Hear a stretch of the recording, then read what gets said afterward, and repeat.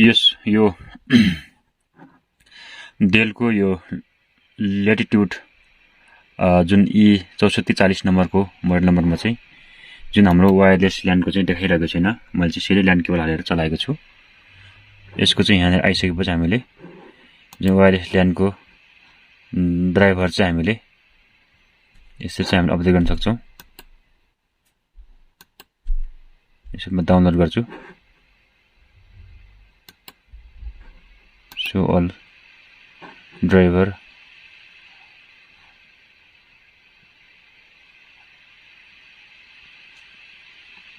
Firmware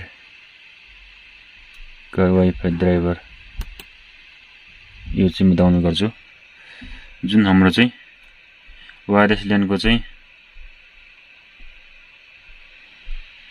जुन हामीले driver चाहिँ हामी अपडेट गर्न चाहिँ गइरहेका छौँ। यसको चाहिँ जुन अहिले वाइफाईको चिन्ह चाहिँ देखाएको छैन, म चाहिँ त्यसलाई चाहिँ कम्प्युटर चाहिँ बनाएर देखाउने छु।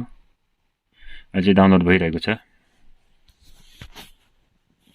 मैले चाहिँ यसलाई चाहिँ इन्स्टल गर्न चाहिँ गइरहेको छु।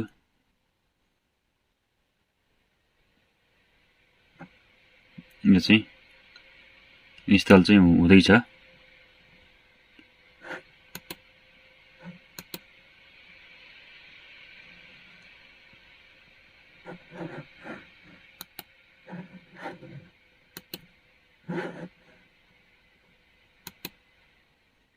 यो चाहिँ पावर म्यानेजरको रहेको छ।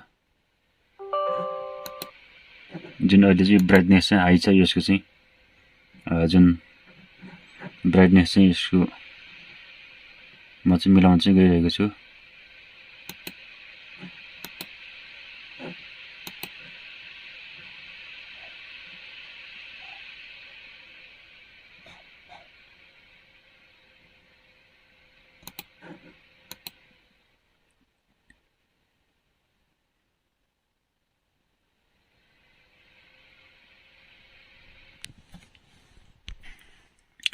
मैले चाहिँ सबै इन्स्टल गरिसकेपछि यहाँ चाहिँ कम्प्युटरलाई चाहिँ एकछिन शट डाउन गरेर फेरि पुनः यसलाई चाहिँ म इन्स्टल गर्न गइरहेको छु।